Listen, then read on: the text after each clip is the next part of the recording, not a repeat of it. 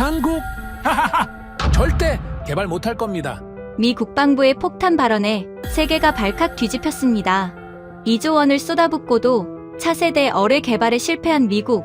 미 해군은 책임을 지기는커녕 한국의 핵심 기술을 공짜로 빼앗으려 했습니다. 부품 차단 협박에 외교 압박까지 총동원하며 한국은 절대 저항할 수 없을 거라고 확신했죠. 하지만 한국은 예상대로 움직여주지 않았습니다.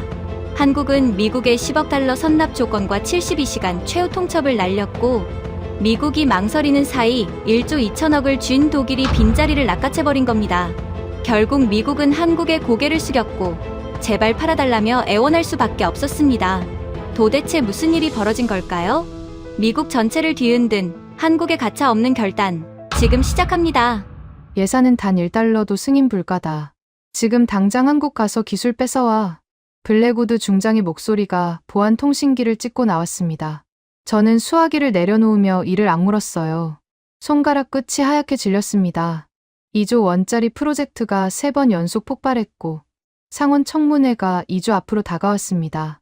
한국이 세계 최초로 완성한 시속 800km 초공동 어뢰, 물속에서 기포를 만들어 저항을 없앤 뒤 KTX의 3배 속도로 날아가 목표물에 정확히 꽂히는 괴물이었어요. 그 AI 유도 알고리즘과 냉각 소스코드를 가져오지 못하면 제 30년 군 경력은 그걸로 끝이었습니다. 저는 로버트 E. 벤스, 미 해군 체계사령부 수중전력개발국 부국장입니다. 계급은 대령이에요. 태평양 수중전력의 모든 프로젝트가 제 책상을 거쳐갔습니다. 프로젝트 레비아탄, 미 해군의 자존심이자 차세대 초공동 어뢰 개발 계획. 그걸 10년간 총괄한 사람이 접니다. 엔진이 2000도까지 치솟으며 시험 어뢰가 산산조각 나는 걸 3번이나 지켜봐야 했어요. 3번째 폭발 영상이 상원 예산위원회에 유출되는 순간 저는 끝이었습니다. 그런 제가 서울행 비행기에 올라야 했어요. 한국 따위에 머리를 숙이러 가는 게 아닙니다. 동맹이라는 명분을 방패 삼아 저들이 15년간 피땀 흘려 만든 핵심 기술을 공짜로 가져오는 겁니다. 명목은 한미 공동평가였어요.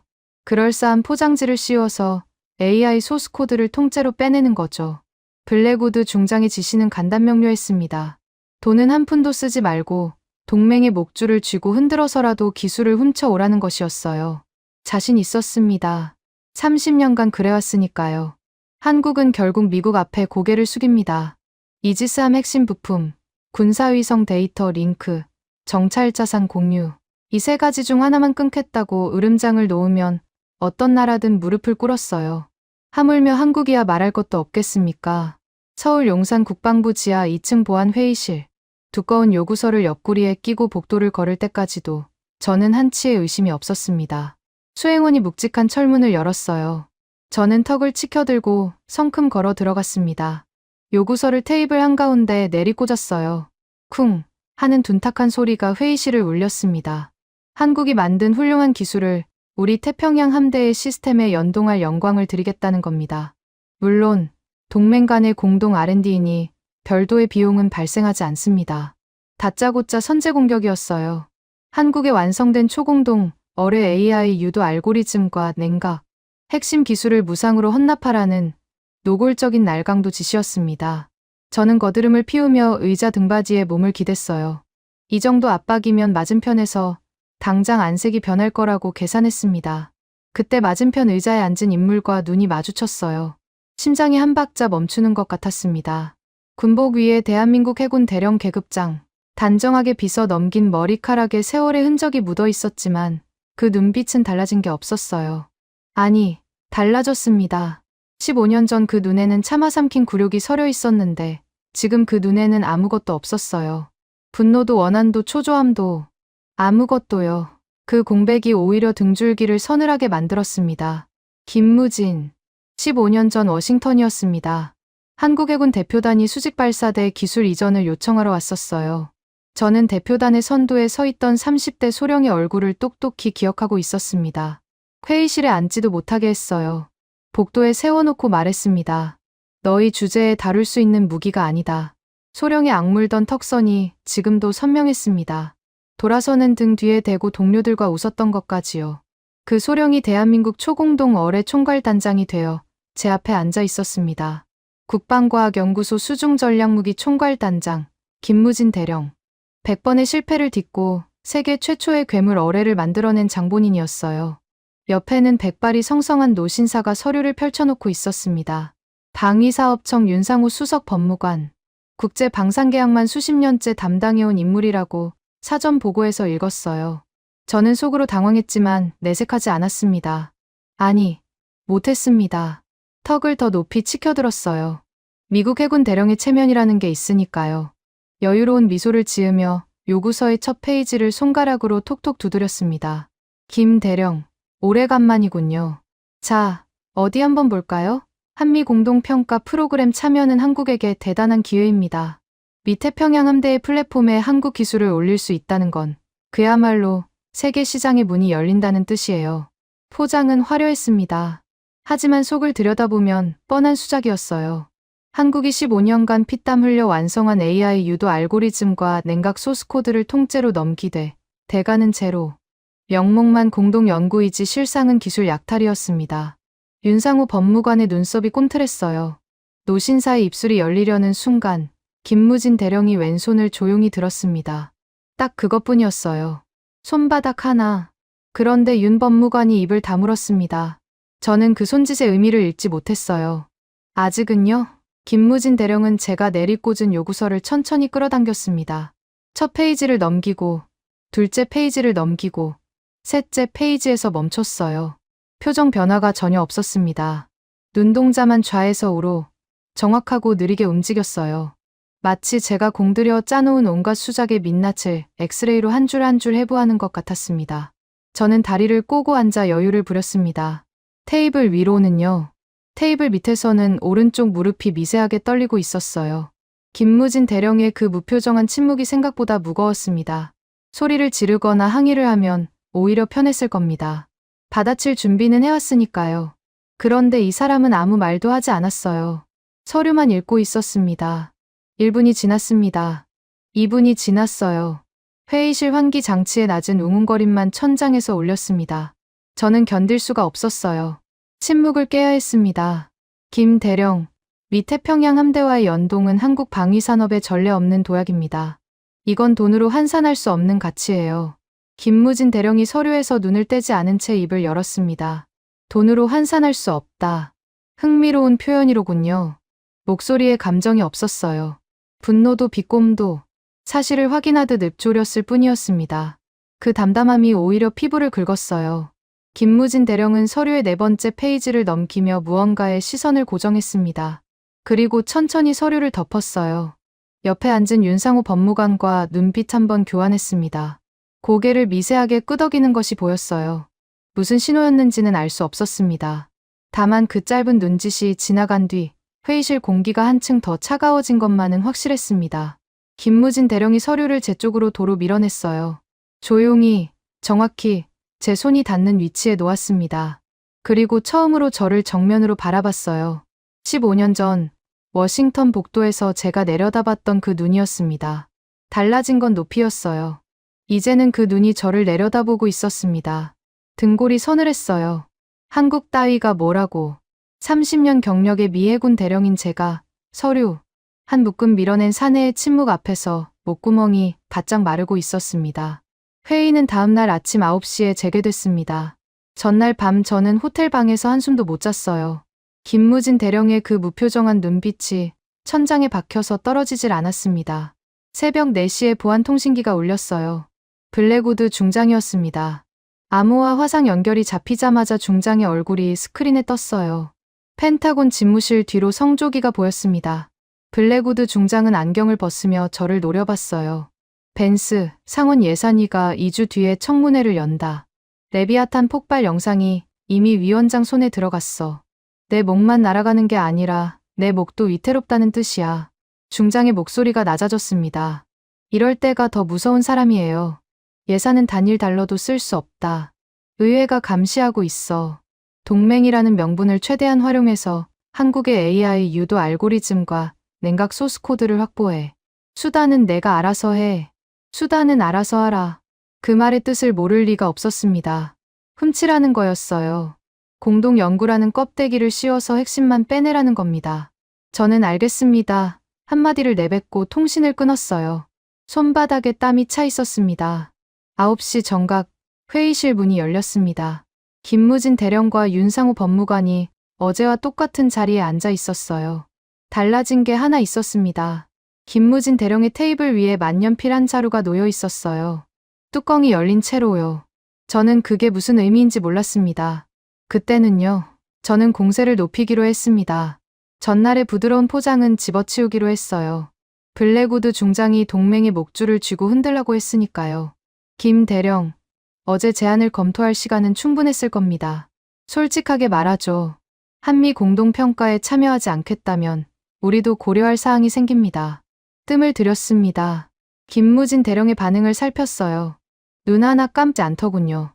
현재 한국 해군이 운용 중인 이지스함 핵심 부품 공급 계약. 다음 분기 갱신건인데 워싱턴에서 재검토 의견이 나오고 있어요. 협박이었습니다. 노골적인요. 이지스함 핵심 부품을 끊겠다는 으름장이었어요. 그 부품 없이는 한국 해군의 최첨단 구축함이 항구에 묶이는 겁니다. 30년간 이 카드를 꺼내면 안 통한 적이 없었습니다. 제 옆에 앉아있던 데이비드 첸이 움찔했어요. 첸은 미해군 무기국 수석 엔지니어입니다. 40대 중반의 실무자인데 이번 출장의 기술 검토 담당으로 따라왔어요. 첸이 제 귀에 바짝 고개를 숙였습니다. 벤스 대령님, 이건 선을 넘는 겁니다. 한국의 초공동 어뢰 데이터를 제가 분석해봤는데 저들은 이미 우리를 10년 이상 추월했습니다. 위협해서 될 상대가 아니에요. 정당한 대가를 치르고 싸워야 합니다. 첸의 목소리가 떨렸어요. 기술자의 양심이라는 건 인정합니다. 하지만 지금 제게 필요한 건 양심이 아니라 결과였어요. 첸, 닥쳐. 한국은 영원한 미국의 하청업체야. 우리가 부품줄을 끊으면 저들 해군은 마비돼. 그걸 모를 리가 없잖아. 제 목소리가 회의실에 울렸습니다. 첸이 입술을 깨물며 고개를 떨궜어요. 저는 첸을 윽박지른 기세를 몰아맞은 편을 노려봤습니다. 김무진 대령은 제 협박을 듣는 내내 고개를 살짝 숙이고 있었어요. 화가 나서 고개를 숙인 게 아니었습니다. 만년필을 움직이고 있었어요. 제가 내뱉은 말을 적고 있었습니다. 이지스함 핵심 부품 공급 재검토, 한국 해군 운용 찾을 시사. 또박또박 토시 하나 빠뜨리지 않고요. 회의록이었습니다. 그걸 깨닫기까지 몇 초가 걸렸어요. 깨달은 뒤에도 멈출 수가 없었습니다. 블랙우드 중장의 목소리가 귓속에서 울리고 있었으니까요. 수단은 알아서 하라고 했습니다. 저는 테이블을 손바닥으로 내리쳤어요. 분명히 해두죠. 이건 요청이 아니라 통보입니다. AI 소스코드를 무상으로 제공하지 않을 경우 기존 방산 협력 전반에 걸쳐 재평가가 불가피합니다. 제 손바닥이 얼얼했습니다. 회의실이 잠깐 조용해졌어요. 김무진 대령의 만년필이 멈추지 않았습니다. 서걱서걱 펜촉이 종이 위를 긁는 소리만 일정하게 흘렀어요. 저는 그 소리가 신경에 거슬렸습니다. 무슨 소리냐면 제가 아무리 목소리를 높여도 저들의 리듬이 전혀 흔들리지 않는다는 뜻이었으니까요. 윤상우 법무관은 팔짱을 낀 채 의자 등받이에 기대어 있었습니다. 노신사의 표정은 마치 예보된 태풍이 예보된 시각에 도착한 걸 확인하는 기상 관측자 같았어요. 놀람도, 분노도, 초조함도 없었습니다. 그냥 지켜보고 있었어요. 저는 견딜 수가 없었습니다. 의자에서 벌떡 일어났어요. 확답을 요구합니다. 한국 정부의 공식 입장이 뭡니까? 제공합니까? 거부합니까? 목이 쉴 만큼 소리를 질렀습니다. 테이블을 한 번 더 내리쳤어요. 펜꽂이가 쓰러졌습니다. 물컵이 흔들렸어요. 김무진 대령의 만년필이 마침내 멈췄습니다. 뚜껑을 닫는 찰칵 소리가 회의실에 또렷하게 울렸어요. 대령은 제가 쏟아낸 말들이 빼곡히 적힌 회의록을 한번 훑어보더니 고개를 들었습니다. 저를 보는 게 아니었어요. 윤상우 법무관을 봤습니다. 미세하게 턱을 당겼어요. 윤상우 법무관이 테이블 위에 펼쳐놓았던 서류를 천천히 덮었습니다. 양손으로 서류의 모서리를 가지런히 맞추는 동작이 느긋하기 짝이 없었어요. 그리고 입을 열었습니다. 충분히 기록되었습니다. 네 마디였어요. 그게 전부였습니다. 윤 법무관은 서류를 가방에 집어넣으며 미해군 무기국 내부 평가서 한 장을 테이블 위에 남겨뒀어요. 우리 쪽 문서였습니다. 제가 출장 전에 첸에게 작성시킨 기술 분석 보고서. 거기에 빨간 밑줄이 그어져 있었어요. 윤 법무관이 친 게 아닙니다. 김무진 대령의 만년필 자국이었어요. 밑줄이 그어진 문장을 읽었습니다. 제 눈을 의심했어요. 한국의 초공동 어뢰 기술은 이미 미군의 차세대 수중 전력을 최소 10년 이상 추월했음. 우리 해군 무기국이 자체적으로 평가한 결론이었습니다. 한국이 쓴 게 아니에요. 미 해군 수석 엔지니어 데이비드 첸이 작성하고 제가 결재한 문서였습니다. 저는 그 문서를 묵살했었어요. 한국 따위가 미국을 10년이나 앞섰다는 결론을 받아들일 수 없었으니까요. 김무진 대령은 그걸 어떻게 입수했는지 모르겠지만 제 약점을 정확히 짚어낸 겁니다. 벤스가 자기 측 평가서조차 무시하고 갑질을 벌이고 있다는 증거를요. 김무진 대령이 자리에서 일어났습니다. 군복 주름 하나 없이 단정했어요. 차갑게 고개를 끄덕였습니다. 인사가 아니었어요. 마침표였습니다. 오늘 회의는 여기까지라는 뜻이었죠. 두 사람이 회의실을 나간 뒤 저는 한참 동안 의자에서 일어나지 못했습니다. 테이블 위에 남겨진 빨간 밑줄이 자꾸 눈에 밟혔어요. 첸이 조심스럽게 다가왔습니다. 대령님, 저 문서를 저들이 갖고 있다는 건 우리의 기술 격차를 이미 정확히 파악하고 있다는 뜻입니다. 지금이라도 정식 구매 협상으로 전환하셔야 합니다. 옳은 말이었어요. 머리로는 알고 있었습니다. 하지만 30년간 쌓아올린 자존심이 그걸 허락하지 않았어요. 미국이 한국에게 돈을 내고 기술을 산다. 그건 태평양의 주인이 바뀌었다고 선언하는 것과 같았습니다. 저는 이를 악물었어요. 내일 아침 다시 회의를 잡아 수위를 더 올린다. 첸이 고개를 저으며 돌아섰습니다. 그 뒷모습에서 체념이 읽혔어요. 저도 읽었습니다. 다만 인정하지 않았을 뿐이에요. 호텔로 돌아와 샤워기 아래 서 있었습니다. 뜨거운 물이 어깨를 때렸지만 한기가 가시지 않았어요. 김무진 대령의 만년필이 종이 위를 긁던 서걱서걱 소리가 귓속에서 계속 맴돌았습니다. 저는 그 소리의 정체를 그때까지 깨닫지 못했어요. 그건 기록이었습니다. 훗날 제 숨통을 끊을 무기가 될 기록이었어요. 다음 날 오전, 저는 회의실 문을 열며 입꼬리를 올렸습니다. 밤새 시나리오를 짰어요. 한국이 이틀 연속 침묵으로 일관했다는 건 내부적으로 의견이 갈리고 있다는 뜻이라고 해석했습니다. 김무진 대령은 강경파고 위쪽에서는 미국과의 관계를 깨고 싶지 않을 거라고요. 30년 경험이 알려주는 패턴이었어요. 한국은 결국 타협합니다. 늘 그래왔으니까요. 저는 의자에 깊숙이 앉으며 다리를 꼬았습니다. 오늘은 제가 주도권을 잡는 날이에요. 어제보다 더 구체적인 압박 카드를 준비해왔거든요. 그런데 회의실 풍경이 달랐습니다. 김무진 대령의 자리 앞에 두꺼운 서류 묶음이 놓여 있었어요. 어제까지는 제 쪽에서 서류를 꺼내 테이블에 올렸습니다. 오늘은 반대였어요. 대한민국 국방부 직인이 표지에 선명하게 찍혀 있었습니다. 붉은 먹물이 아직 마르지 않은 것처럼 짙었어요. 저는 그 서류를 보는 순간 미세하게 눈이 좁아졌습니다. 뭔가 계산이 틀어지고 있다는 감각이었어요. 하지만 내색하지 않았습니다. 한국이 역제안을 들고 나온 거라면 오히려 좋았어요. 협상 테이블에 올라왔다는 뜻이니까요. 깎고 다듬으면 되는 겁니다. 미국이 그동안 수천 번 해온 일이었어요. 김무진 대령이 아무 말 없이 서류를 테이블 한가운데로 밀었습니다. 쿵. 어제 제가 요구서를 내리꽂았을 때와 똑같은 소리였어요. 다만 울림이 달랐습니다. 제 요구서는 허세가 담긴 둔탁한 소리였고 이 서류는 뭐랄까 관 뚜껑을 닫는 소리 같았어요. 그때는 왜 그런 느낌이 드는지 몰랐습니다. 저는 서류를 끌어당겨 첫 페이지를 넘겼습니다. 제1조 R&D 데이터 접근 비용 10억 달러. 전액 선납. 숫자를 2번 읽었어요. 10억 달러. 한화로 1조 3천억 원이 넘는 금액이었습니다. 선납이라는 단어가 눈에 박혔어요. 분할도 아니고 후불도 아닌 계약 체결과 동시에 전액을 내놓으라는 겁니다. 저는 웃음이 나올 뻔했어요. 한국이 미국한테 10억 달러를 부르다니. 허풍도 이런 허풍이 없다고 생각했습니다. 페이지를 넘겼어요. 제2조. 본 기술에서 파생되는 모든 지식재산권, IP 일체, 대한민국 정부 영구 귀속. 눈동자가 요동쳤습니다. 영구 귀속.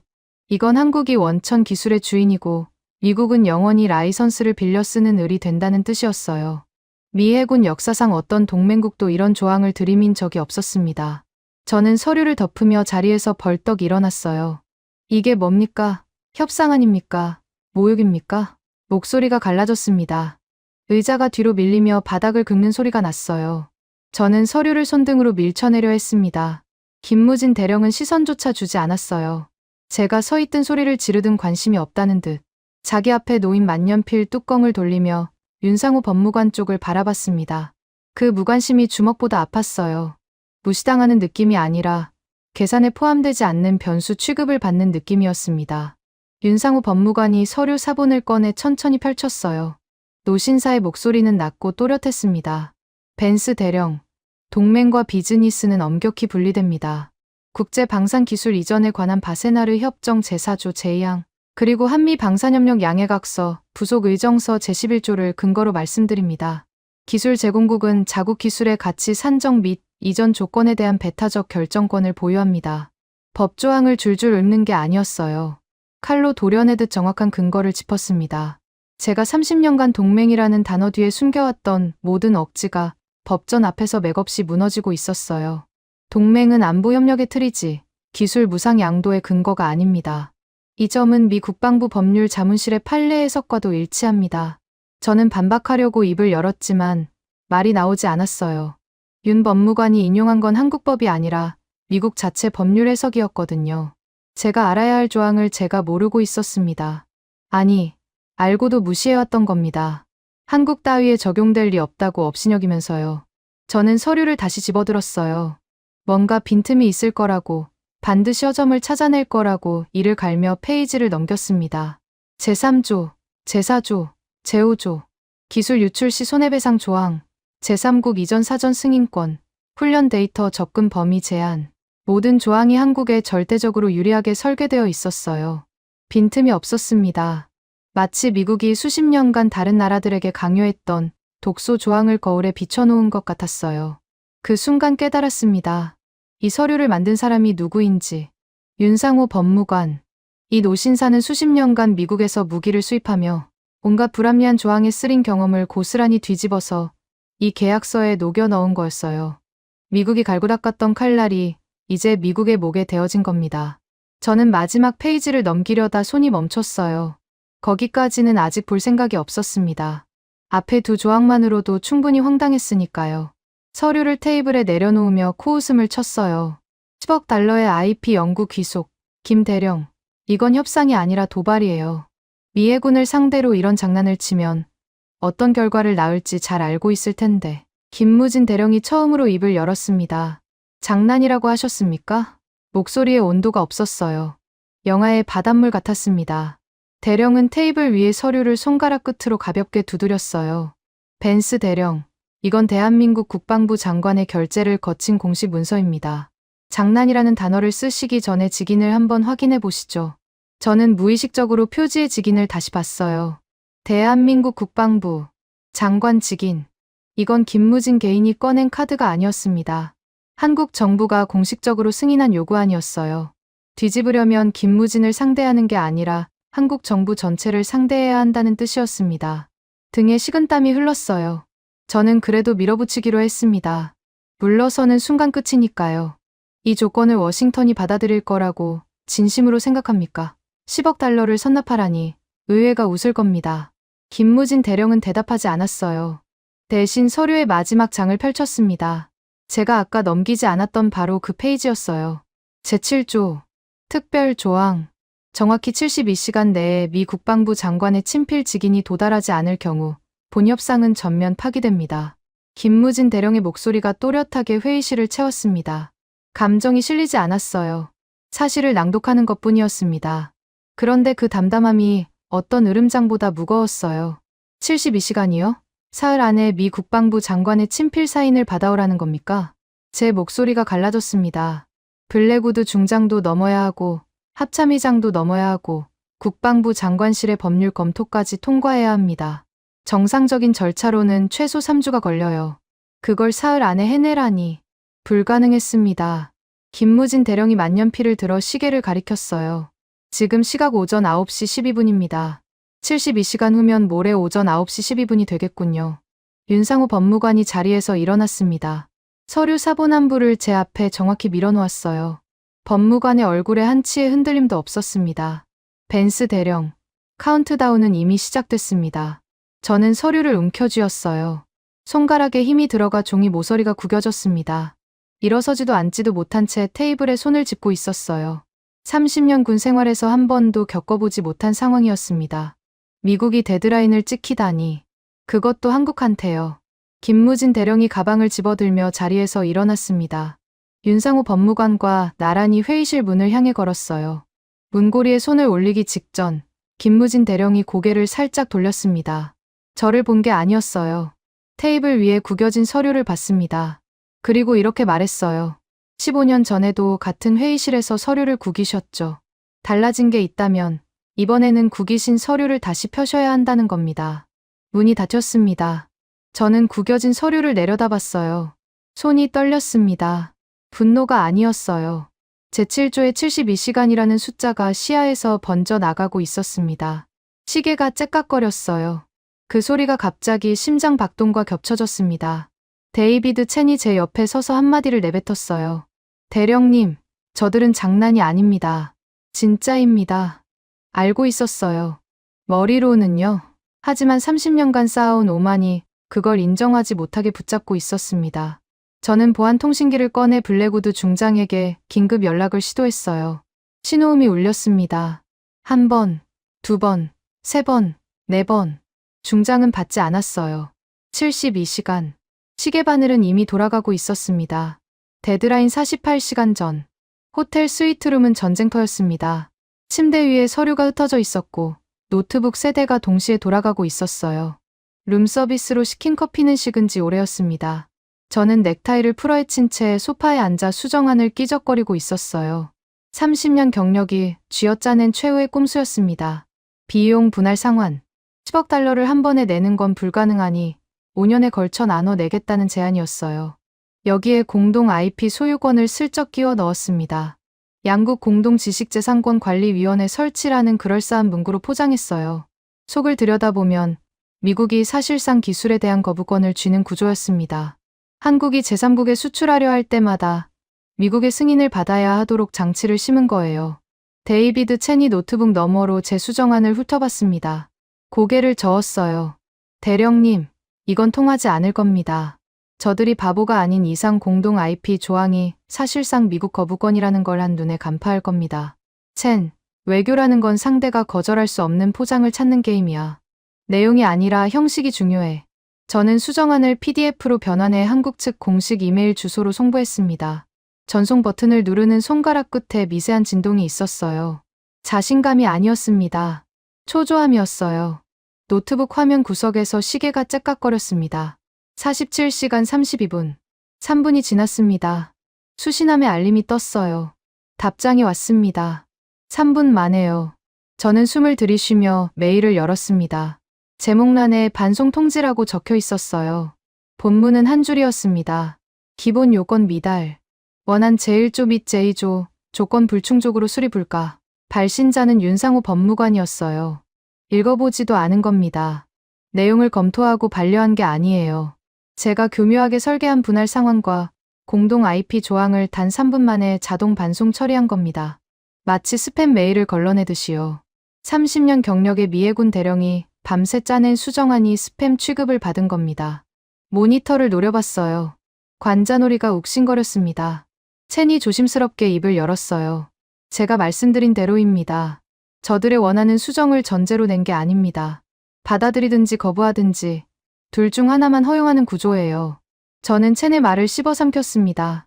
인정할 수 없었어요. 30년 동안 미국은 언제나 협상의 구조를 설계하는 쪽이었습니다. 상대가 우리의 틀 안에서 선택하게 만드는 거예요. 그런데 지금 한국이 정확히 그걸 우리에게 하고 있었습니다. 다른 카드를 꺼내야 했어요. 저는 소파에서 벌떡 일어나 캐리어 안쪽 잠금 칸을 열었습니다. 기밀 등급의 봉투가 들어 있었어요. 출장 전에 블랙우드 중장이 만일을 대비해서 쥐어준 것이었습니다. 2000년대 초반에 미국이 한국에 선심 쓰듯 이전해준 구형 대잠 소나 기술 패키지. 당시 기준으로도 이미 한 세대 뒤처진 물건이었지만 포장만 잘하면 현물 교환 카드로 쓸 수 있다고 중장이 말했어요. 저는 봉투를 들고 국방부로 향했습니다. 오후 회의 일정을 급하게 잡은 거였어요. 회의실 문을 열고 자리에 앉자마자 봉투를 테이블에 올렸습니다. 김 대령, 한 가지 제안이 있습니다. 현금 지불이 어렵다면 기술 대 기술 교환은 어떻겠습니까? 미해군의 대잠 소나 기술 패키지입니다. 시장 가치만 수억 달러에 달하는 자산이에요. 김무진 대령이 봉투를 받아들었습니다. 안에 든 기술 사양서를 꺼내 첫 페이지를 훑었어요. 5초가 걸렸습니다. 고작 5초요. 사양서를 도로 봉투에 넣더니 봉투째로 테이블 위를 밀어 제 앞에 되돌려 놓았습니다. 벤스 대령. 이건 2003년 버전입니다. 숫자를 정확히 짚었어요. 2003년. 20년도 더 된 기술이라는 걸 5초 만에 간파한 겁니다. 박물관에 기증하시는 게 나을 것 같군요. 윤상호 법무관의 입꼬리가 미세하게 올라갔어요. 웃은 게 아니었습니다. 한심하다는 뜻이었죠. 저는 봉투를 도로 집어들며 이를 갈았어요. 뺨을 맞은 기분이었습니다. 30년 경력이 5초짜리 감정에 산산이 부서졌어요. 퇴각할 수 없었습니다. 호텔로 돌아온 저는 마지막 남은 카드를 꺼냈어요. 주한 미 대사관 무관부. 외교 채널을 통한 정치적 압박이었습니다. 대사관 군사 담당관에게 직접 전화를 걸었어요. 대사관 차원에서 한국 국방부에 공식 항의 서한을 보내주시오. 동맹 안보 협력의 근간을 흔드는 일방적 조건이라는 취지로. 그리고 내일 회의에 무관부 직원을 동석시켜 주시오. 외교적 무게를 실으려는 계산이었습니다. 대사관이 개입하면 한국 정부 입장에서도 부담이 커지니까요. 미국 대사관이 공식적으로 불쾌감을 표시하는 건 한미 관계 전체를 흔드는 신호탄이에요. 한국이 가장 두려워하는 시나리오라고 저는 확신했습니다. 다음 날 아침, 대사관 무관부 직원 2명이 국방부 회의실 앞에 도착했어요. 양복 차림에 서류 가방을 든 사내들이었습니다. 저는 속으로 쾌재를 불렀어요. 이 정도 압박이면 김무진 대령의 무표정한 얼굴에도 균열이 갈 거라고 기대했습니다. 회의실 앞 복도에서 발이 멈췄어요. 윤상호 법무관이 회의실 입구에 서 있었습니다. 노신사는 안경을 고쳤으며 서류 한 장을 들고 있었어요. 대사관 직원 2명이 다가가자 윤 법무관이 한 걸음 앞으로 나와 서류를 내밀었습니다. 방산 보안 규정 제12조, 비인가 인원 접근 통제 조항입니다. 본 회의는 한미 방산 기술 협상으로 분류되어 있으며 사전 승인된 협상 대표단 외의 인원은 출입이 불가합니다. 대사관 무관부는 사전 승인 명단에 포함되어 있지 않습니다. 대사관 직원들이 멈칫했어요. 서류를 받아들고 읽기 시작했습니다. 저는 뒤에서 그 장면을 지켜보며 턱이 빠질 뻔했어요. 윤 법무관이 인용한 건 한미 양국이 공동으로 서명한 방산 보안 규정이었습니다. 미국 측이 만든 규정을 미국 측에게 적용한 거예요. 이건 우리가 만든 규정 아닌가. 대사관 직원 한 명이 중얼거렸어요. 맞았습니다. 미국이 자국 기밀을 보호하기 위해 수십 년 전에 설계한 보안 프로토콜이었어요. 그걸 한국이 역으로 들이밀어 미국 대사관 직원의 발을 묶어버린 겁니다. 윤 법무관은 무표정하게 한마디를 덧붙였어요. 규정은 양쪽 모두에게 동일하게 적용됩니다. 대사관 직원들이 돌아섰습니다. 저를 돌아보며 어깨를 으쓱했어요. 할 수 있는 게 없다는 뜻이었습니다. 저는 복도에 서서 그 뒷모습을 지켜봤어요. 마지막 보루라고 믿었던 외교 카드가 눈앞에서 꺾여 나갔습니다. 회의실에 들어갔을 때 김무진 대령은 어제와 같은 자리에 같은 자세로 앉아 있었어요. 달라진 건 없었습니다. 테이블 위에 서류가 놓여 있고 만년필이 그 옆에 있었어요. 제가 아무리 발악해도 이 회의실의 온도는 변하지 않았습니다. 김무진 대령이 제 손목시계를 가리켰어요. 아무 말 없이 검지 하나로요. 저는 손목을 내려다봤습니다. 23시간 47분. 데드라인까지 하루가 채 남지 않았어요. 등줄기를 타고 땀이 흘렀습니다. 저는 호텔로 돌아와 보안 통신기를 꺼냈어요. 블랙우드 중장에게 긴급 연락을 시도했습니다. 상황이 이 지경까지 온 이상 워싱턴에서 직접 움직여야 했어요. 국방부 장관의 친필 직인. 그게 없으면 전부 끝이었습니다. 신호음이 울렸습니다. 1번, 2번, 3번. 받지 않았어요. 문자를 보냈습니다. 중장님, 한국 측 72시간 데드라인 24시간 미만 잔여. 장관직인 없이는 협상 자체가 파기됩니다. 긴급 지시 요망. 1분이 지났습니다. 5분이 지났어요. 10분, 30분. 답이 없었습니다. 블랙우드 중장이 전화를 안 받는다는 건 한 가지 뜻이었어요. 책임을 지지 않겠다는 겁니다. 기술을 훔쳐오라고 지시해 놓고 실패하면 모른 척하겠다는 거예요. 저를 서울에 보내놓고 줄을 끄는 겁니다. 손에서 보안통신기가 미끄러졌어요. 카페 뒤에 둔탁하게 떨어졌습니다. 저는 소파에 주저앉았어요. 스위트룸 창밖으로 서울의 야경이 보였습니다. 남산타워 불빛이 어둠 속에 또렷했어요. 저 불빛 아래 어딘가에서 김무진 대령은 아마 평소와 다를 것 없는 저녁을 보내고 있겠죠. 초조해하거나 안달하거나 하지 않을 겁니다. 시계가 제 편이니까요. 시계의 초침 소리가 스위트룸을 채우고 있었습니다. 째깍, 째깍, 째깍. 23시간, 22시간, 21시간. 저는 그 소리를 들으며 천장을 올려다봤어요. 30년간 쌓아올린 모든 꼼수가 이 방에서 하나씩 죽어가고 있었습니다. 분할 상환은 3분 만에 반송됐고 구형기술 교환은 5초 만에 퇴짜 맞았어요. 외교 압박은 복도에서 차단됐고 워싱턴의 윗선은 전화를 끊었습니다. 저들의 무표정한 얼굴 앞에서 제가 가진 모든 카드가 산산조각이 나 있었어요. 카펫 위에 떨어진 보안 통신기의 화면이 꺼져 있었습니다. 불이 들어오지 않았어요. 워싱턴은 침묵했고 서울의 밤은 고요했습니다. 째깍거리는 소리만 점점 커지고 있었어요. 데드라인 5시간 전. 저는 국방부 회의실에 다시 앉아 있었습니다. 밤새 잠을 못 잤어요. 거울에 비친 제 얼굴이 낯설었습니다.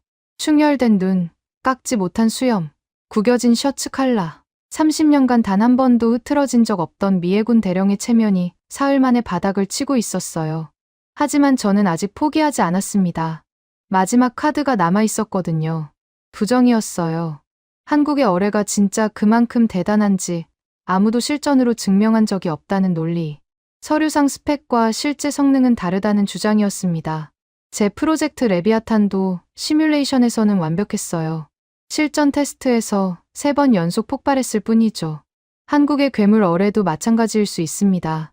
아니, 그래야만 했어요. 그래야 제가 이 자리에 앉아있을 명분이 생기니까요. 김무진 대령이 들어왔습니다. 윤상호 법무관과 나란히. 늘 그렇듯 표정 변화가 없었어요. 서류 가방을 내려놓고 자리에 앉는 동작이 군더더기 없이 정확했습니다. 저는 선수를 쳤어요. 의자에서 몸을 앞으로 기울이며 입을 열었습니다. 김 대령, 72시간이니 10억 달러니 하기 전에 한 가지만 짚고 넘어갑시다. 당신들의 어뢰가 실전에서도 그 스펙을 증명한 적이 있습니까? 일부러 비웃음을 섞었어요. 입꼬리를 올리며 등받이에 몸을 기댔습니다. 시속 800km, 2단계 AI 유도, 서류에 뭘 쓰든 자유지만 바다는 실험실이 아닙니다. 우리 레비아탄도 시뮬레이션에서는 완벽했어요. 물속에 들어가니 2000도짜리 불꽃놀이가 됐지만 스스로 자학하는 말이었지만 개의치 않았습니다. 한국 어뢰의 신뢰성에 의문을 던지는 게 급선무였어요. 실전 데이터 없이 10억 달러를 내놓을 수 없다는 논리가 서면 데드라인 자체가 무의미해지니까요. 김무진 대령이 제 말을 끝까지 들었습니다. 끼어들지 않았어요. 팔짱을 낀 채 고개를 미세하게 기울이고 있었습니다. 마치 예정된 대사를 기다리는 것 같았어요. 제가 저 말을 할 줄 알고 있었다는 듯이. 그 순간이었습니다. 제 허리춤에 고정된 보안 통신기가 울렸어요. 진동이 아니라 경보음이었습니다. 긴급 채널. 미해군 작전 통신망에서 최상위 우선순위로 분류되는 주파수였어요. 이 채널이 울린다는 건 태평양 어딘가에서 심각한 상황이 벌어졌다는 뜻이었습니다. 통신기를 꺼내 귀에 대는 순간 고막을 찢는 소리가 쏟아졌어요. 메이데이, 메이데이. 여기는 미해군 7함대 소속 원자력 잠수함 USS 노스캐롤라이나. 동해상 훈련 구역에서 미확인 초고속 수중 물체의 소나망 전면 돌파당했습니다. 제임스 카터 중령의 목소리였어요. 7함대 소속 최정예 원자력 잠수함 함장. 태평양에서 가장 차분한 사나이라는 별명을 가진 인물이었습니다. 그 카터 중령의 목소리가 떨리고 있었어요. 속도 추정치 시속 800km 이상. 반복합니다. 800km 이상. 기존 어뢰 궤적과 완전히 다른 패턴입니다. 기포 차폐로 음향 탐지 자체가 불가합니다. 숨이 멎었어요. 시속 800km. 방금 제가 뻥튀기라고 비웃었던 바로 그 숫자였습니다. 그 숫자가 실제 바다에서 미해군 최정예 잠수함의 소나망을 찢어버린 겁니다. 회피 기동 전면 불가. 반복합니다. 회피 기동 전면 불가. 대상 물체가 아군 함체. 300m 이내까지 접근 후 자체 이탈했습니다. 만약 실전이었다면 우리는 지금 바닷속에 가라앉아 있습니다. 카터 중령의 마지막 문장이 통신기를 타고 회의실에 울렸어요. 볼륨이 높았던 게 아닙니다. 회의실이 너무 조용했던 겁니다. 김무진 대령도 윤상호 법무관도 첸도 저도 아무도 입을 열지 않았어요. 카터 중령의 거친 숨소리만 통신기에서 흘러나왔습니다. 들고 있던 펜이 손에서 빠졌어요. 바닥에 떨어지며 딸깍 소리가 났습니다. 저는 그 소리에도 반응하지 못했어요. 머릿속이 하얘졌습니다. 뻥튀기가 아니었어요. 서류상 스펙이 아니었습니다. 한국의 초공동 어뢰는 지금 이 순간 동해 한복판에서 미해군이 보유한 가장 정교한 소나 체계를 농락하고 있었어요. 300m까지 접근한 뒤 스스로 빠져나갔다는 건 원한다면 격침시킬 수 있었다는 뜻이었습니다. 그걸 하지 않은 건 자비가 아니라 시위였어요. 우리가 원하면 언제든 너희를 끝낼 수 있다는. 김무진 대령이 자리에서 조용히 일어나 회의실 벽면에 대형 모니터를 껐습니다. 모니터에 뭐가 떠 있었는지 저는 보지 못했어요. 제 시선은 바닥에 떨어진 펜에 고정되어 있었으니까요. 김무진 대령의 목소리가 들렸습니다.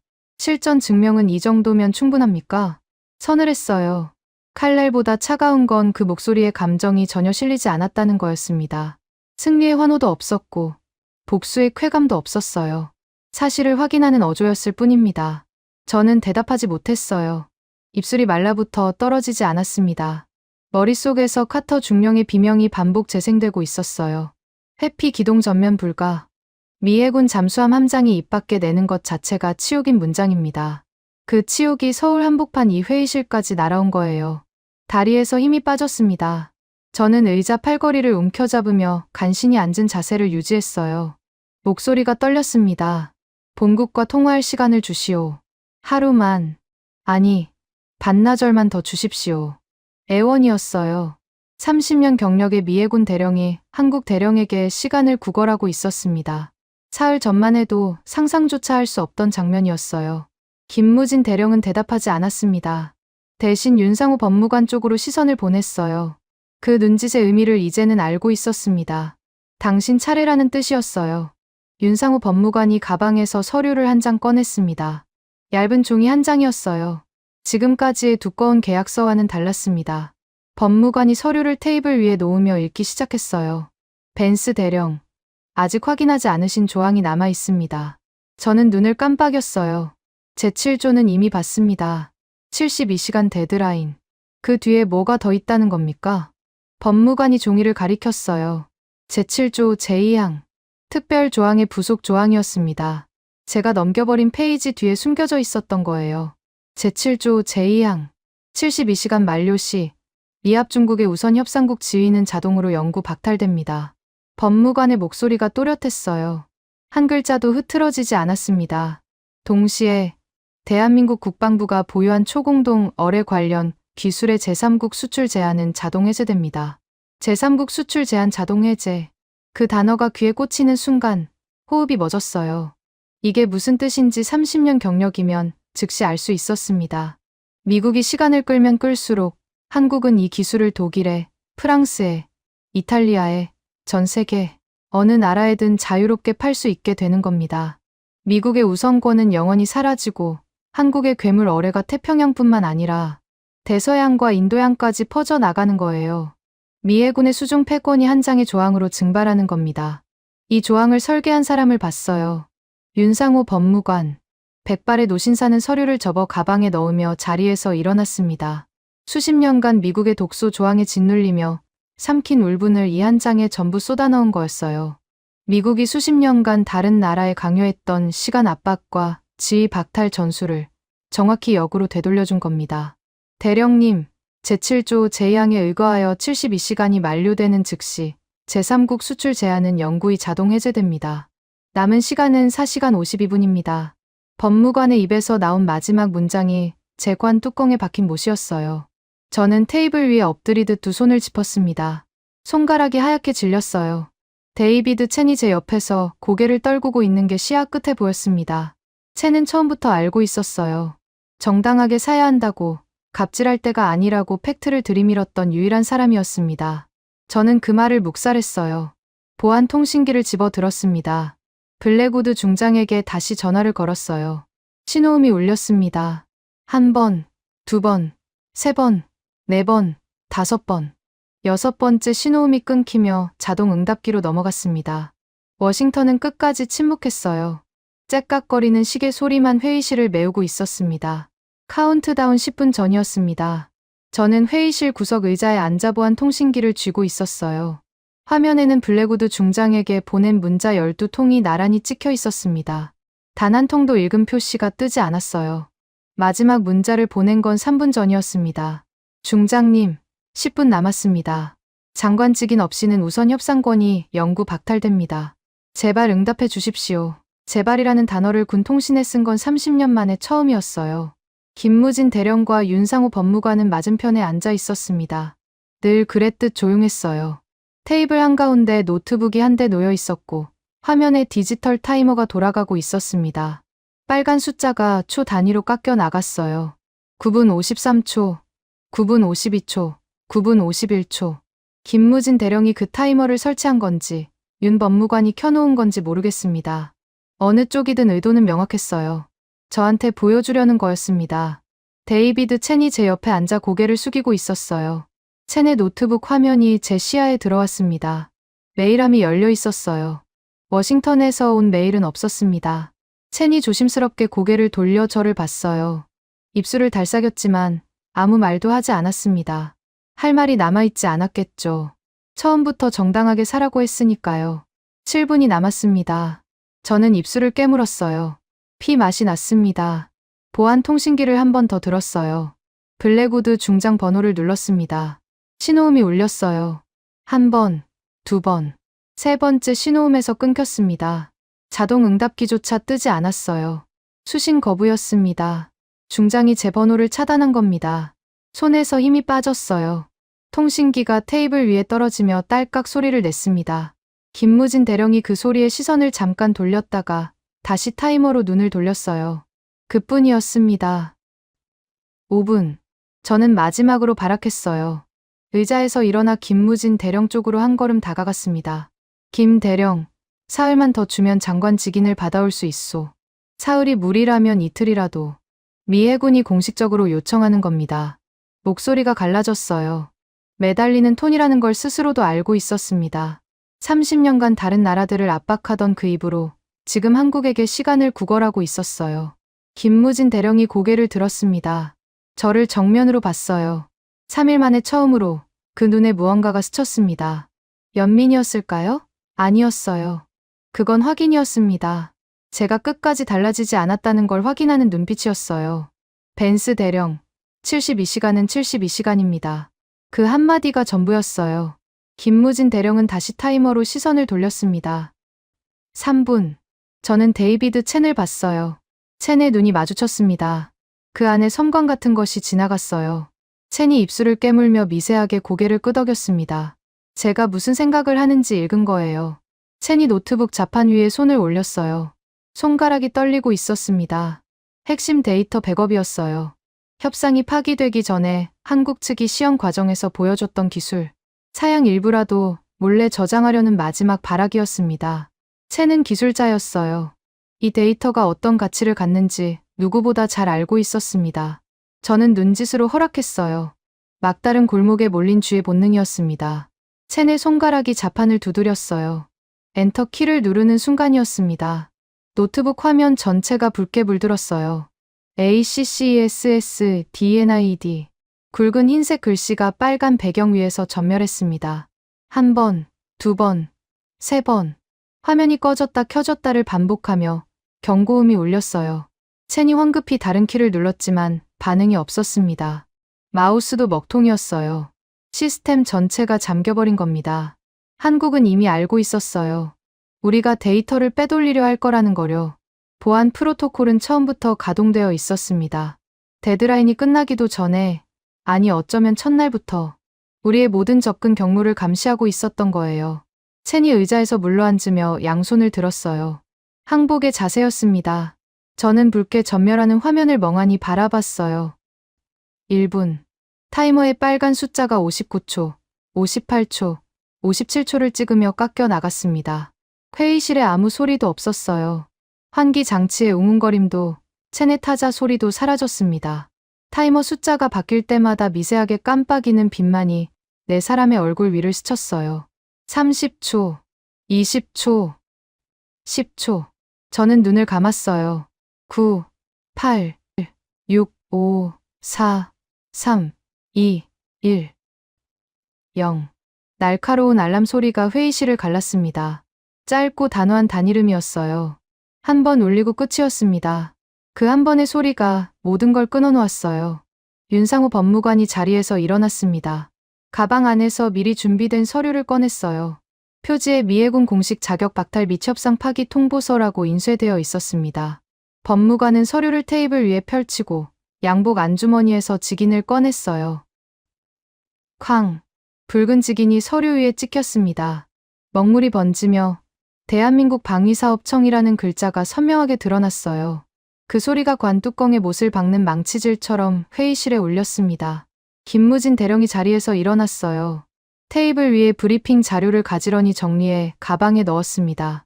한 장도 남기지 않았어요. 동작에 미련이 없었습니다. 마치 예정된 일정을 소화하는 것처럼 자연스러웠어요. 제가 미국이라는 나라를 대표해서 3일간 벌인 모든 발악이 이 사람의 하루 업무 중 하나에 불과했다는 듯이 저는 의자에서 벌떡 일어났어요. 계급장도 체면도 내팽개쳤습니다. 테이블을 짚으며 김무진 대령 앞을 가로막았어요. 잠깐, 김 대령. 내가 내 연금을 걸고서라도 보증하겠소. 장관 직위는 반드시 받아오겠습니다. 일주일만, 아니 사흘만 더. 제 목소리가 회의실 벽에 부딪혀 돌아왔어요. 비참하게 울렸습니다. 미해군 대령이 개인 연금을 담보로 내밀며 한국 대령에게 매달리는 광경이었어요. 30년 전 이 자리에 서 있던 제가 봤다면 저 꼴이 뭐냐고 비웃었을 겁니다. 김무진 대령은 멈추지 않았어요. 단 1초도 망설이지 않았습니다. 회의실 벽면에 메인 전원 패널로 걸어갔어요. 스위치에 손을 올렸습니다. 찰칵. 회의실 조명이 꺼졌어요. 모니터가 꺼졌습니다. 프로젝터가 꺼졌어요. 환기 장치의 웅웅거림이 멎었습니다. 암흑 속에서 비상등의 초록빛만 희미하게 남았어요. 김무진 대령의 목소리가 어둠 속에서 들렸습니다. 우리는 미국 납세자가 아닙니다. 짧았어요. 차가웠습니다. 그 한마디에 3일간의 모든 협상이, 30년간의 모든 갑질이, 15년 전의 모든 조롱이 응축되어 있었어요. 제 어깨에 손이 닿았습니다. 가볍지만 단호한 힘이었어요. 김무진 대령이 제 어깨를 밀어냈습니다. 밀쳐낸 게 아니라 치운 겁니다. 길을 막고 있는 장애물을 치우듯이. 저는 비틀거리며 한 걸음 물러났어요. 문이 열렸습니다. 복도에 형광등 빛이 쏟아져 들어왔어요. 김무진 대령과 윤상호 법무관의 실루엣이 그 빛 속으로 걸어 나갔습니다. 두 사람의 등이 점점 작아졌어요. 뒤돌아보지 않았습니다. 문이 닫혔어요. 철문이 닫히며 울린 금소금이 회의실에 오래 맴돌았습니다. 저는 그 소리를 알고 있었어요. 15년 전 워싱턴 회의실에서 한국 대표단을 내쫓고 문을 닫았을 때와 같은 소리였습니다. 그때 저는 문 안쪽에서 웃고 있었어요. 지금은 문 안쪽에서 떨고 있었습니다. 비상등의 초록빛 아래 테이블 위에 서류 한 장이 놓여 있었어요. 윤상호 법무관이 직인을 찍은 파기 통보서였습니다. 붉은 먹물이 초록빛에 번져 검게 보였어요. 첸이 어둠 속에서 중얼거렸습니다. 끝났군요. 저는 대답하지 못했어요. 서류 위에 붉은 직인을 내려다보고 있었습니다. 15년 전 우리가 한국에게 선사했던 차가운 철문의 정적이 이제 제 목을 조르는 사형 선고가 되어 돌아온 겁니다. 48시간 뒤 저는 독일 함부르크에 있었습니다. 서울에서 쫓겨나다시피 한 뒤 곧장 비행기를 탄 건 아니었어요.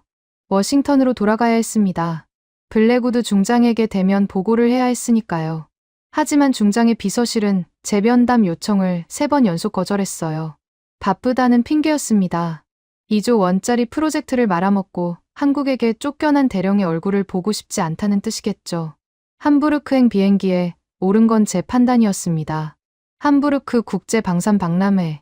전 세계 방산 관계자가 모이는 자리에서 한국의 행보를 직접 감시해야 했어요. 제7조 제2항에 의해 제3국 수출 제한이 풀렸다는 건 한국이 이 박람회에서 기술을 공개할 가능성이 높다는 뜻이었습니다. 아직 계약이 체결된 건 아니니까요. 유럽 쪽에 압력을 넣어서라도 한국의 거래를 막을 수 있다고 믿었어요. 아니, 믿고 싶었습니다. 함부르크 매세 전시장은 거대했어요. 축구장 12개를 합쳐놓은 규모의 홀에 전 세계 30여 개국의 방산 업체가 부스를 차리고 있었습니다. 미국, 영국, 프랑스, 이스라엘, 터키. 익숙한 깃발들이 천장에서 늘어져 있었어요. 그런데 시선이 한 곳에 꽂혔습니다. 전시장 중앙 메인 홀이었어요. 다른 부스들보다 2배는 넓은 공간에 태극기가 걸려 있었습니다. 대한민국 방위사업청 부스. 그 한가운데 실물이 놓여 있었어요. 길이 6m, 직경 533mm의 검은 동체. K초 공동 어뢰였습니다. 조명이 동체의 곡면을 따라 흘렀어요. 전시품이 아니라 살아있는 무기 같았습니다. 주변에 사람이 몰려 있었어요. 유럽 각국의 군복과 양복이 뒤섞여 있었습니다. 카메라 셔터 소리가 쉴 새 없이 터졌어요. 저는 인파 뒤에 서서 그 광경을 지켜봤습니다. 이틀 전까지 미국만 접근할 수 있었던 기술이 지금 전 세계 앞에 공개되어 있었어요. 제가 사흘을 허비하는 동안 잃어버린 것이 눈앞에 펼쳐져 있었습니다. 그때 전시장 입구 쪽에서 소란이 일었어요. 사내 한 명이 수행원 4명을 대동하고 한국 부스를 향해 걸어오고 있었습니다. 걸음이 빨랐어요. 거의 돌진에 가까웠습니다. 장신의 은발, 곧게 편등, 군인 출신 특유의 걸음걸이였어요. 수행원 중 한 명이 가죽 서류 가방을 양손으로 받쳐 들고 있었습니다. 하일리 폰 슈타인, 독일 연방방위비 장비정보용부 조달 총괄국장이었어요. 유럽 방산 시장에서 실질적으로 지갑을 쥐고 있는 인물이었습니다. 20년 전 독일의 바라쿠다 어뢰 프로젝트가 실패한 뒤 수중 전력에 대한 집착이 남다른 사람이라는 건 업계의 상식이었어요. 폰 슈타인이 한국 부스 앞에 도착했습니다. 김무진 대령이 부스 안에서 걸어 나왔어요. 서울 회의실에서와 같은 군복, 같은 자세, 같은 표정이었습니다. 폰 슈타인이 김무진 대령의 손을 잡았어요. 악수가 아니었습니다. 두 손으로 감싸 쥐었어요. 그 자체가 메시지였습니다. 김 대령, 독일 연방은 준비가 되어 있습니다. 폰 슈타인의 목소리가 주변 소음을 뚫고 들렸어요. 독일어 억양이 섞인 영어였지만 또렷했습니다. 수행원이 가죽 가방을 열었어요. 안에서 계약서가 나왔습니다. 두꺼웠어요. 제가 사흘간 씨름했던 한국 측 원안보다도 더 두꺼웠습니다. 1조 2천억 원. 어뢰 전력화 특별 예산입니다. 어제 연방의회에서 긴급 가결됐습니다. 저는 귀를 의심했어요. 1조 2천억 원. 미국이 돈 한 푼 안 내려고 72시간을 허비하는 동안 독일은 단 24시간 만에 연방의회를 움직여 1조 2천억 원의 특별 예산을 만들어 온 겁니다. 제가 3분 만에 반송당한 분할 상환안을 끄적거리고 있을 때 폰 슈타인은 의회 복도를 뛰어다니며 예산 표결을 밀어붙이고 있었던 거예요. 김무진 대령이 계약서를 받아 첫 페이지를 넘겼습니다. 고개를 미세하게 끄덕였어요. 윤상호 법무관이 옆에서 조항을 빠르게 확인했습니다. 두 사람의 시선이 마주쳤어요. 서울 회의실에서 봤던 그 짧은 눈짓 교환이었습니다. 다만 이번에는 의미가 달랐어요. 서울에서는 거절의 신호였고 함부르크에서는 수락의 신호였습니다. 저는 가만히 보고 있을 수 없었어요. 주머니에서 휴대폰을 꺼내 유럽 방위사령부 연락처를 찾았습니다. 나토 동맹 채널을 통해 독일에 압력을 넣어야 했어요. 독일이 한국 어뢰를 단독 도입하면 미국이 수십 년간 구축한 유럽 해군 표준 체계가 뿌리째 흔들리는 겁니다. 전화를 걸었어요. 유럽 방위사령부 기술협력 담당관이 받았습니다. 독일의 한국 어뢰 도입 계약을 중단시켜야 합니다. 나토 표준 호환성 심의를 요청하시오. 심의 기간만 최소 6개월을 벌 수 있습니다. 수화기 너머에서 침묵이 흘렀어요. 담당관이 헛기침을 했습니다. 벤스 대령, 이미 늦었습니다. 폴란드 해군 참모부에서 30분 전에 한국 부스에 공식 접촉 요청을 보냈습니다. 이탈리아 해군 조달국장도 오늘 오후에 도착합니다. 폴란드, 이탈리아, 제 귀가 멍해졌어요. 독일 한 나라가 아니었습니다. 유럽 해군 국가들이 줄을 서고 있었어요. 미국이 72시간 동안 벽을 치고 있는 사이 한국의 괴물 어뢰 소식은 이미 유럽 전역에 퍼져 있었던 겁니다. 전화를 끊었어요. 손이 축 늘어졌습니다. 전시장 소음이 멀어지는 것 같았어요. 눈앞에서 벌어지는 광경이 현실이 아닌 것 같았습니다. 한국 부스 앞에 폴란드 해군 대표가 서 있었어요. 이탈리아 군 관계자 3명이 통역과 함께 부스 안으로 들어가고 있었습니다. 스웨덴 방산 담당관이 브로슈어를 받아들며 고개를 끄덕이고 있었어요. 각국의 깃발이 한국 부스 주변으로 하나둘 모여들었습니다. 그 순간 카메라 플래시가 연속으로 터졌어요. 폰 슈타인과 김무진 대령이 계약서 위에 나란히 서명하는 장면이었습니다. 악수를 하며 카메라를 향해 선 두 사람의 뒤로 K초 공동 어뢰의 검은 동체가 웅장하게 빛났어요. 플래시 불빛 사이로 한 사람이 보였습니다. 갈색 머리를 짧게 자른 40대 여성이 카메라맨을 대동하고 최전방에서 사진을 찍고 있었어요. 목에 걸린 기자증이 눈에 들어왔습니다. 제인스 디펜스. 세계 최고 권위의 방산 전문지였어요. 엠마 스미스 수석 기자.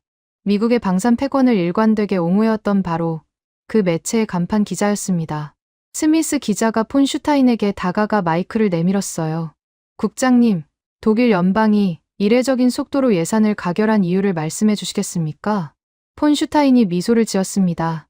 계약서를 들어 카메라 앞에 보이며 입을 열었어요. 미국이 어리석게 주저하던 72시간 덕분입니다. 그 시간 동안 우리 독일은 전 세계 바다의 룰을 바꿀 게임 체인저를 확보했습니다. 카메라 셔터가 미친 듯이 터졌어요. 저는 인파 뒤에서 그 문장을 들었습니다. 뼈가 부러지는 소리 같았어요. 미국이 어리석게 주저하던 72시간.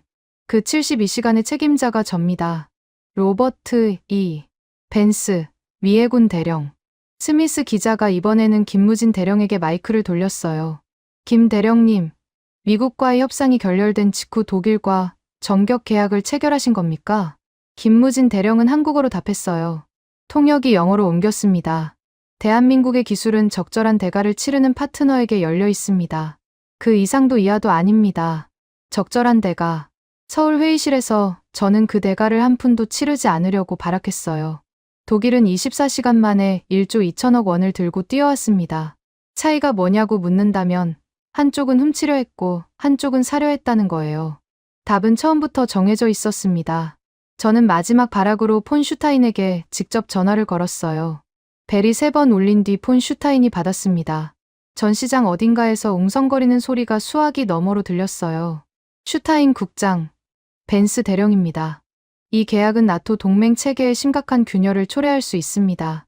재고를 요청합니다. 수화기 너머에서 잠깐 침묵이 흘렀어요.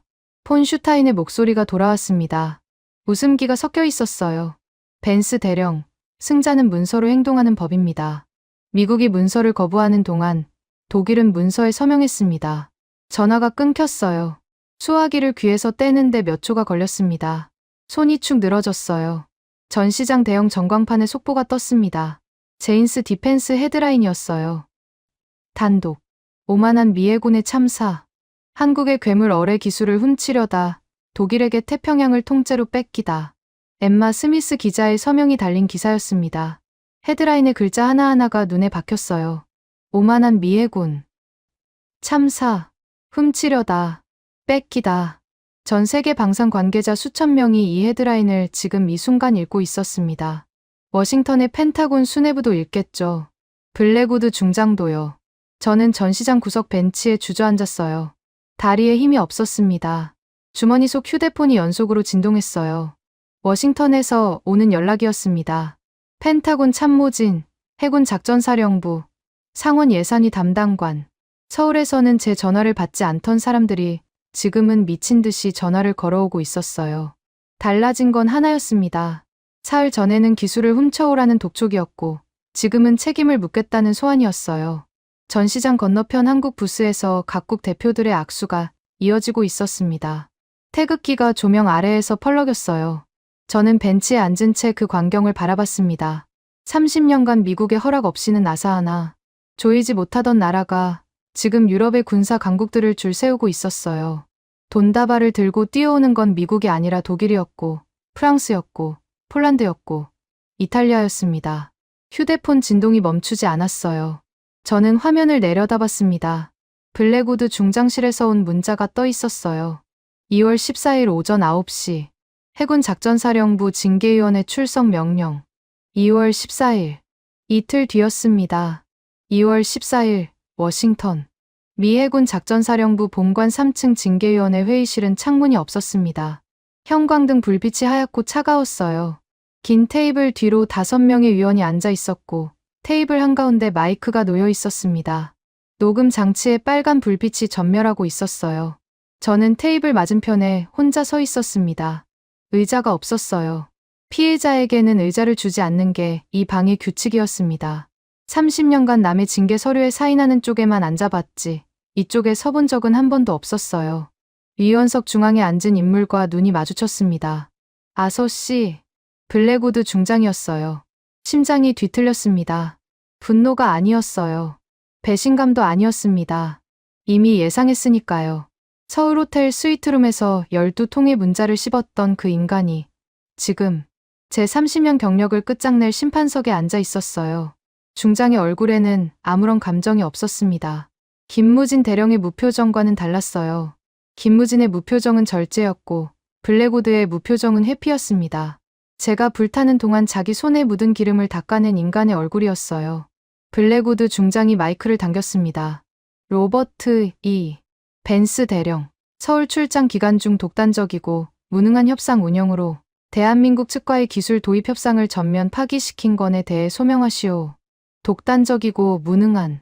그 두 단어가 고막을 찢었어요. 독단적이라고요. 동맹의 목줄을 쥐고 흔들어서라도 기술을 훔쳐오라고 지시한 건 저 입이었습니다. 예산은 1달러도 쓸 수 없다고 못을 박은 것도 저 입이에요. 저는 지시를 따랐을 뿐입니다. 그런데 지금 모든 책임이 제 독단이 됐어요. 입을 열려 했습니다. 그때 블랙우드 중장의 눈이 미세하게 좁아졌어요. 경고였습니다. 한마디라도 자기 이름을 꺼내면 가만두지 않겠다는 뜻이었어요. 중장의 손가락이 테이블 위를 톡톡 두드렸습니다. 그 손가락이 가리키는 건 제 앞에 놓인 서류였어요. 파면 및 군사법정 회부 동의서. 중장의 사일란에 이미 매정한 펜 자국이 찍혀 있었습니다. 제가 여기서 블랙우드의 지시를 폭로하면 어떻게 될까요? 증거가 없었어요. 보안 통신기의 통화 기록은 암호화 채널이라 자동 삭제됩니다. 화상회의 녹화도 중장 측에서 삭제했을 거예요. 남은 건 제 진술뿐인데 중장의 입에서 나올 단어는 뻔했습니다. 벤스 대령의 일방적 주장이라고요. 저는 입을 다물었어요. 30년간 충성했던 조직이 제게 남긴 마지막 교훈이었습니다. 꼬리는 잘린다는 것. 그리고 꼬리는 비명을 질러도 아무도 듣지 않는다는 것. 블랙우드 중장이 서류를 집어들었습니다. 벤스 대령의 독단적 강압 협상으로 인해 대한민국은 미합 중국의 우선 협상국 지위를 영구 박탈했으며 초공동 어뢰 핵심 기술은 독일 연방에 독점 이전되었다. 미 해군의 차세대 수중 전력 확보는 최소 15년 이상 지연될 것으로 판단된다. 중장의 목소리에 분노가 섞여 있었어요. 연기였습니다. 위원들 앞에서 자신은 피해자라는 인상을 심으려는 거였어요. 한국 통제 하나 못한 무능한 부하 때문에 이 사달이 났다는 서사를 만드는 중이었습니다. 본 위원회는 로버트 E. 벤스 대령을 직무해임하고 관련 사안에 대해 군사법정 회부를 권고한다. 중장이 펜을 들었어요. 징계 서류 마지막 장에 서명했습니다. 펜촉이 종이를 긁는 소리가 들렸어요. 서거. 서울 회의실에서 김무진 대령의 만년필이 내던 소리와 같았습니다. 김무진은 제 유죄를 기록했고 블랙우드는 제 사형을 집행한 거예요. 이해 없습니까? 위원 한 명이 물었어요. 저는 위원석을 둘러봤습니다. 5명의 얼굴이 하나같이 굳어 있었어요. 이의가 있든 없든 결과는 정해져 있었습니다. 저는 고개를 저었어요. 더 이상 싸울 힘이 남아있지 않았습니다. 징계위원회가 끝났습니다. 위원들이 서류를 챙겨 일어났어요. 블랙우드 중장이 먼저 나갔습니다. 제 앞을 지나가면서 눈도 마주치지 않았어요. 스쳐 지나가는 중장의 군복 소매에서 별 3개가 형광등 빛에 번쩍였습니다. 저 별들을 지키기 위해 제 30년을 먹잇감으로 던진 겁니다. 회의실 문 앞에서 데이비드 첸이 기다리고 있었어요. 서울에서 함께 돌아온 뒤로 첸은 한마디도 저를 탓하지 않았습니다. 기술자의 양심으로 처음부터 끝까지 경고했던 유일한 사람이에요. 그 경고를 묵살한 건 저였고요. 첸이 다가왔습니다. 잠깐 침묵이 흘렀어요. 첸의 눈에 여러 감정이 뒤섞여 있었습니다. 연민, 분노, 그리고 체념. 황금알을 낳는 거위를 제 발로 차버리셨군요. 씁쓸한 목소리였어요. 일침이라기보다는 부고에 가까웠습니다. 저는 대답하지 못했어요. 첸이 옳았으니까요. 처음부터 끝까지 단 한 번도 틀린 적이 없었습니다. 한국의 기술은 진짜였고 갑질이 아니라 정당한 대가를 치르고 사야 했어요. 그 단순한 진실을 30년짜리 오만이 끝까지 가로막았습니다. 첸이 돌아섰어요. 복도를 걸어가는 뒷모습이 작아졌습니다. 저는 혼자 남았어요. 군복을 벗었습니다. 징계위원회 직후 인사처에서 계급장 반납을 통보받았어요. 사물함에서 사복을 꺼내 입었습니다. 셔츠가 어색했어요. 30년간 군복만 입었더니 민간인 옷이 남의 것 같았습니다. 펜타곤 본관 로비를 걸었습니다. 높은 천장 아래 성조기가 걸려 있었어요. 대리석 바닥에 제 구두 소리만 울렸습니다. 30년간 이 로비를 지나며 단 한 번도 고개를 숙인 적이 없었어요. 오늘은 고개가 올라가지 않았습니다. 로비 한쪽 벽면에 거대한 전광판이 있었습니다. 뉴스가 흘러나오고 있었어요. 발걸음이 멈췄습니다. 화면에 동해 바다가 펼쳐져 있었어요. 한국 해군 함정과 유럽 연합해군 함정이 나란히 항해하는 항공 촬영 영상이었습니다. 독일 프리기탐의 선체에 독일 연방해군 십자 문양이 선명했어요. 화면 하단에 자막이 흘렀습니다. 한국 해군, EU 해군과 K초 공동 어뢰 합동 훈련 전격 실시. 미 해군 불참. 미 해군 불참. 세 글자가 눈에 박혔습니다. 태평양에서 미국 없이 합동 훈련이 벌어지고 있었어요. 30년 전에는 상상조차 할 수 없던 장면이었습니다. 미국의 허락 없이는 동해에 군함 한 척 띄울 수 없다고 제가 믿었던 그 바다에서 한국이 주도하고 유럽이 따르는 새로운 질서가 만들어지고 있었어요. 화면이 바뀌었습니다. 함부르크 방산 박람회 장면이 나왔어요. 폰 슈타인과 김무진 대령의 악수 사진이 떴습니다. 그 아래로 제인스 디펜스의 헤드라인이 흘렀어요. 한국은 더 이상 미국의 하청이 아니다. 엠마 스미스 기자의 서명이 달린 기사였습니다. 저는 전광판 앞에 서서 한참을 움직이지 못했어요. 15년 전 워싱턴 복도에서 한국 대표단을 내쫓았던 기억이 떠올랐습니다. 너희 주제에 다룰 수 있는 무기가 아니다. 그때 제가 내뱉은 말이 지금 이 전광판에 비친 현실로 되돌아왔어요. 한국은 그 무기를 다뤘습니다. 다루는 정도가 아니라 완성했어요. 세계 최초로 완성한 뒤 미국이 무릎을 꿇든 말든 상관없이 자기 길을 가고 있었습니다. 우리가 그들을 다룰 수 없었던 게 아니었어요. 그들이 내민 청구서를 감당할 주제가 못 되는 건 처음부터 워싱턴이었습니다. 우리 자신이었어요. 10억 달러가 아까워서 1조 2천억 원을 독일에게 뺏겼고 갑질이 편해서 태평양의 열쇠를 스스로 내던졌습니다. 로비를 빠져나왔어요. 2월에 워싱턴은 바람이 매서웠습니다. 코트 깃을 세우며 주차장으로 걸었어요. 주머니에 손을 넣자 딱딱한 것이 손에 잡혔습니다. 계급장이었어요. 반납 전에 무의식적으로 주머니에 넣었던 모양입니다. 독수리와 닻이 새겨진 금속 조각, 30년의 무게가 손바닥 위에 올려져 있었어요. 움켜쥐었습니다. 모서리가 손바닥에 박혔어요. 아팠습니다. 하지만 놓을 수가 없었어요. 바람이 불었습니다. 펜타곤 건물 위로 성조기가 펄럭였어요. 저는 그 깃발을 올려다봤습니다. 30년간 저 깃발 아래에서 세계의 주인이라고 믿었어요.